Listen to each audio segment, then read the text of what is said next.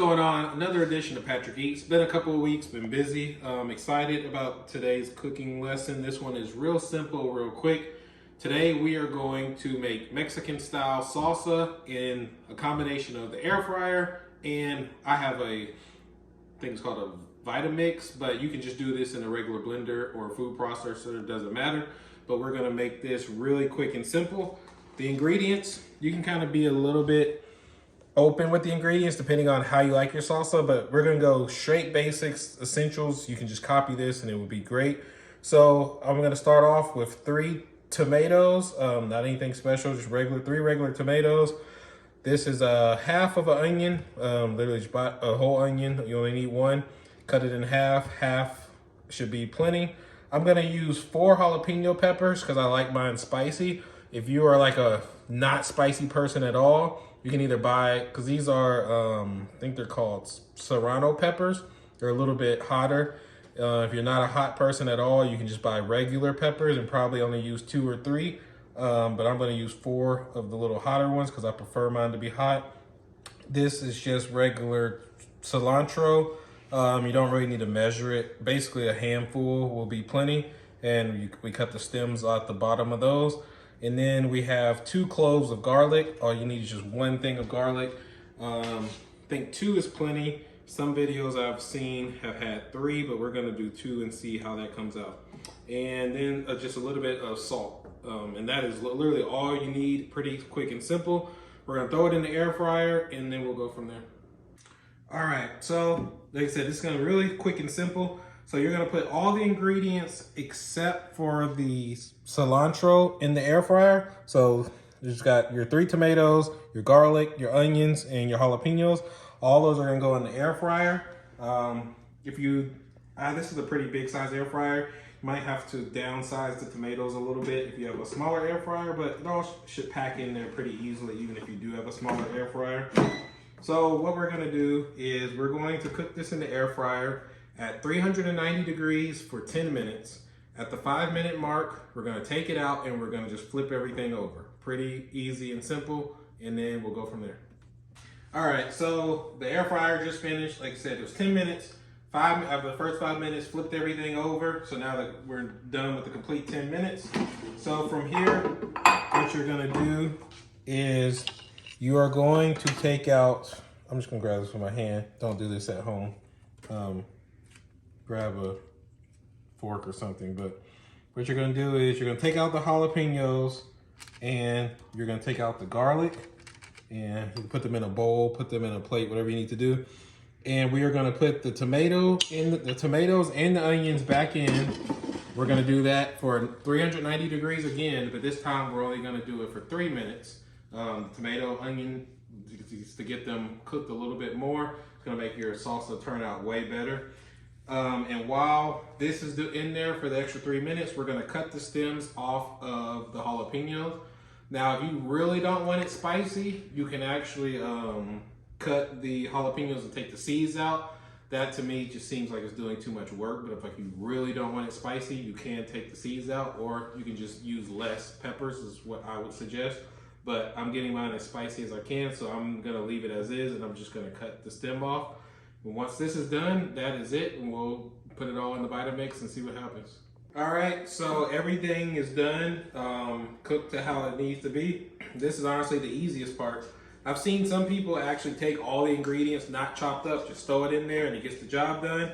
I'm a little scared about that, so I did chop the onions into 4 pieces, and I did chop the tomatoes in half, at least the first one. I cut up the second ones just a little bit, and I also did take out the stem on the tomato, just that little part at the top, little white part at the top. Just cut that top part out real quick. It's not necessary, but just something quick just to make the whole process easier. So from here, like I said, all we're gonna do is we're just gonna take it and we're gonna throw it in there. Like I said, I'm using a Vitamix, so this process is gonna be a little bit different, but not too much different. Just gonna throw everything in there. Jalapenos, the garlic, and then like I said, you got your handful of cilantro. And like I said, Well, also at the end, you'll add salt to taste. You don't have to, but that will be at the end. So like I said, it's gonna be a little bit different in the Vitamix. The Vitamix actually does have a pulse function. We're gonna use that pulse function just because we have it, so we're gonna use it. But if you have a regular blender, you're just gonna turn it on and blend like regular. And what we're gonna do is, if you blend too much, it's gonna be too watery. So you wanna start low, and if it's too chunky or not mixing good enough, then you can go up, but you don't wanna go too high, so you're gonna start low. So for example, we're gonna start on level 2. That probably won't be good enough, but like I said, you wanna go, rather be safe than sorry. So we'll start at level 2, and then we'll pulse from there, and then we'll do that for a few seconds and see what it looks like.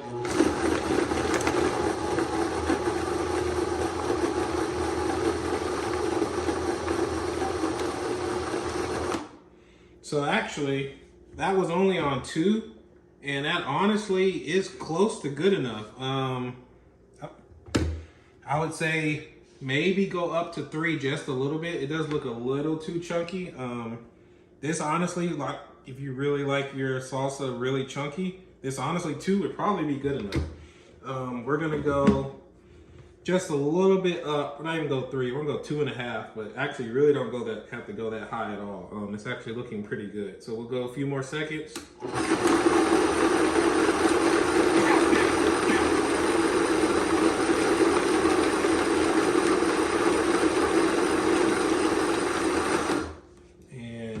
That is going to get the job done right there. Like I said, this one is a little chunky. I prefer mine chunky. So, like I said, you can kind of play it by ear, dip a chip in there, and kind of go from there. But I think what we got here is going to work very fine. So then from there, like I said, I'm just pouring it into a bowl. If you're having a party or whatever, you know, you can put it into your fancy dish or whatever. This is plenty. This is, like I said, you don't even have to make this much. This is probably enough for like a group of 4, if not more. So if you're trying to make it for yourself, you can definitely cut the sizes down on what we're doing, because this is a pretty big bowl.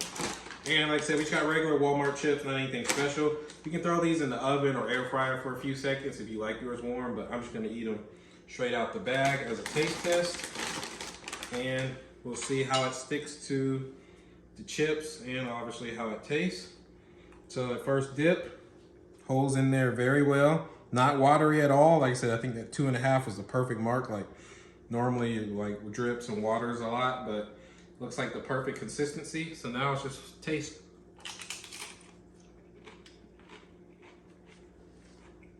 Now I will say, should have said this also, you don't want to just serve this out the blender. Now you can, but you really don't want to. What you want to do is you want to put this in the refrigerator for about an hour. If not 2 hours, but definitely minimum an hour before serving. That way you get the true salsa taste. That's what I probably will do. But just taste overall, like I said, it's very good. This version I made is definitely very, very spicy. I will say that, but this is exactly how I want it. Consistency, good, taste good. No garlic, no other part is too overwhelming. Like, I'm very, very, very satisfied with this. Like, really have no complaints. Like I said, very simple, very easy. Ingredients, about $8, but that was for this giant portion. If you bought, you could probably only spend $4 or $5 if you're making it for yourself. Again, like I said, this is great, really great idea for a party. You don't want to just grab, not everybody just wants to grab the salsa from the chip section, like it is good. But if you want to really spice up your party or just have some good kind of appetizer for your party, I think this is a really good, quick, easy idea. It tastes very, very good. Like I said, I mean, I have 0 complaints. I think anybody can do this. It's very easy. I'm very happy with it. So that is all for now, and we'll be back very soon with a new episode.